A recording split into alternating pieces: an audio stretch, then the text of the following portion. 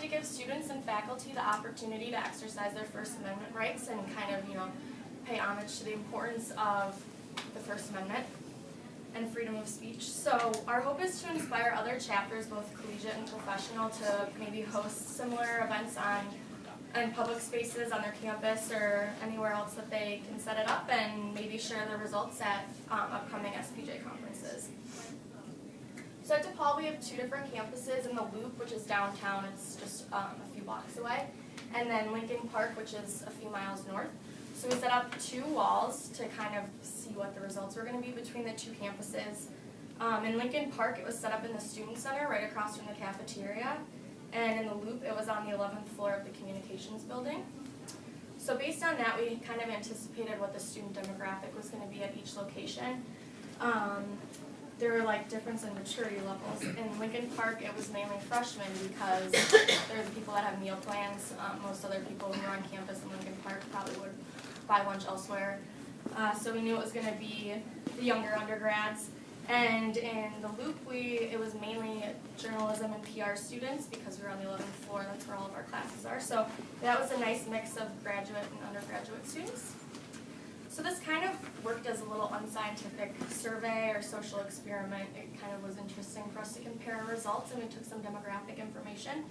The turnout was really great. It was 158 participants between the 2 locations, and we received a lot of support from the DePaul community. Some people came up to us and said that they were interested in co-hosting the event with us next year and that they thought it was a really great idea.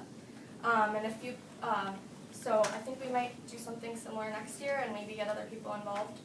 The setup was really easy and it was a big payoff. Between the participation and the results, it was really great turnout. And we think it can translate over to the pro chapters as well because you can set it up in any public space. And now Melanie will explain the setup. Okay, so let's go over here. Supplies. So it was really simple. We just taped together some poster boards, made it look like a beautiful wall, and had some markers, and just put it out on a table for people to use. We had to put it on a stand so that it would stand up, and then we were also asking them for voluntary demographic info, just so we could know a little bit about who was participating. So half of them or so did, and they would give us their age and their gender and their grade and their major. So we got some good info there. And then we also had to bribe them somehow, so we put cookies in front of the thing, and that helped. And they were patriotic cookies because free speech, America, and all. So here's a photo of the Lincoln Park campus display. That's Rima sitting there at the table, and this was right outside. There's like a big cafeteria area in there, so we put it there because we thought we'd get a lot of traffic flow. We knew we'd get people who finished their lunches and wanted a free cookie. Yeah, dessert. Exactly. So instructions. So yeah, we just set up the things on the little stand over there. And when we did it in the Loop, so the Loop is like the mature campus of journalists. So we put it on the communication college floor there, and then like I said, Lincoln Park was cafeteria. So when students walk by, we asked if they would like to express their First Amendment right, and if so, they would take a marker and write whatever they wanted on the board, and then we'd ask them for their info if they wanted to give it to us or not. And people were interested, and they asked questions about what we were doing, et cetera, et cetera. And there's a shot of Lincoln Park again. Okay, so Jacob is going to talk numbers. I think it's good to note that that's 2 separate boards that we put together. So the top 2 were with the Lincoln Park campus, and the bottom 2 are at the Loop. So it wasn't all just like this. It was the 2 side by side, and another 2 side by side. So by the numbers, almost 160 people posted in total. It was about 50% more at the undergraduate campus, a little bit busier, with the cafeteria than on a academic floor. Almost exactly half gave us their demographic information, so it kind of allowed us to see who exactly was posting. And the average age is about 7 years older at the downtown campus, where we kind of expected with graduate students, some people in their 30s and 40s even. So at the older campus, the downtown, a lot of people gave advice. They took the time to kind of look up things on their phones, look up quotes and actual things.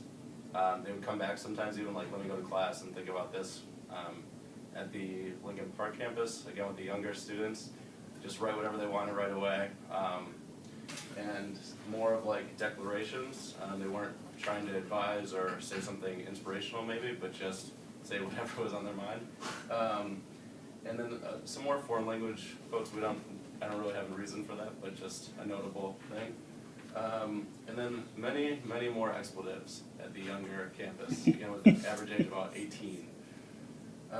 So we took the two boards a couple days later, put them side by side, and wrote down what everybody said, and then tried to group them into these categories. Again, it's our best attempt at categorizing them. It's not perfect. It's a social experiment, but we took those, and some of them did overlap between two categories, but we did our best to choose the one that made the most sense. If something was in a foreign language, regardless of whether it was advice or a quote, we use it as in the foreign language category. Same with expletives. A lot of those are declarations, but we categorize them that way. Here is a picture of where we were, it doesn't really show you where we were, but we were in a high traffic area in the Loop campus, right on the way from the elevators to class for students, so we try to get as many people as we could walking by. And so in the Loop, there were 6 sports references, and there was only one in Lincoln Park, and it was a little interesting, but people, again, it was one of the first posts was a sports post, and so we kind of think it was a follow the leader situation, people not knowing what to write with a blank board and not wanting to be judged or whatever it was, so there were a lot of sports posts right away. There's also, with baseball playoffs about to start up and the football season starting, so we think that was part of it. Also those longer pieces, people going to their phones or going to computers to actually look it up. That wasn't necessarily the case with the younger students. And just one expletive, which is on the bottom right board somewhere. And here is kind of a breakdown of the Loop posts. So again, over a quarter of the posts were declarations, and then advice, and some drawings made up the rest, the big chunk. And then that tiny teal sliver is that one expletive. And you'll see the difference with the Lincoln Park post. Here are 4 of the notable ones, and they're on the board. But the upper left one's just some advice. A student had gotten pulled over, and there was a change with traffic signs downtown, so someone giving advice to other students driving. And then the bottom left is about the Miss America pageant and the woman of Indian descent winning, and kind of the feedback on Twitter, the negative feedback. So someone was commenting on that had happened the night before. So just to put that into context. And the other just kind of show some examples of posts. And Tyler will take over. So this is a picture of Brianna and Rima at the Student Center in Lincoln Park. So the one thing that we noticed that the first post on our free speech wall was Fuck America. And a lot of students decided that they wanted to self-edit a lot of the things that people wrote on the board because a lot of them were obscene and explicit.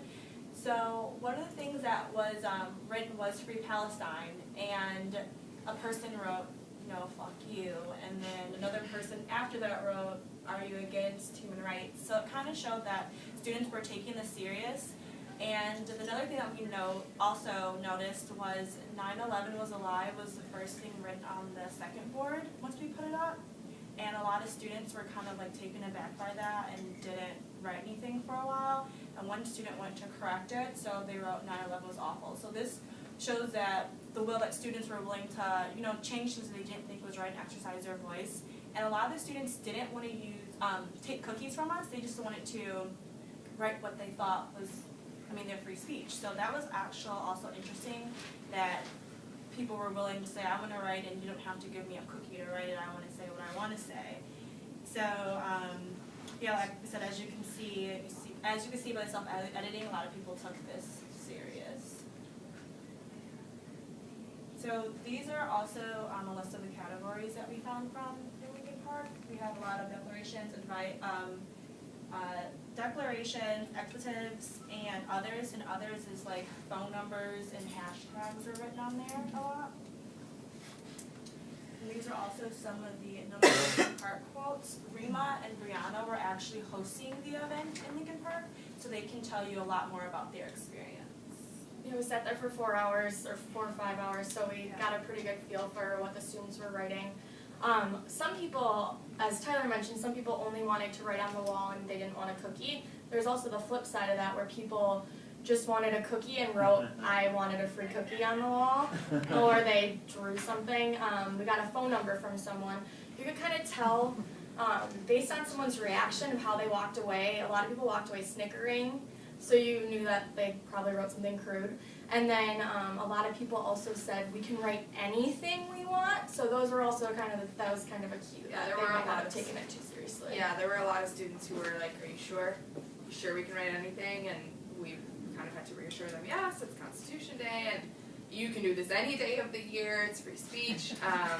But it's actually interesting to note, DePaul has a little bit of a reputation as a school that's not very open with free speech, and so that's part of the reason why we were so motivated to do this board, was to kind of go out with the students in their environment and remind them, no matter what DePaul may say or the reputation that they have, we're going to go out of our way to make sure that you have an opportunity at least once a year where we'll give you a marker and a cookie and say whatever you want to say. And a lot of people were like, I don't believe you.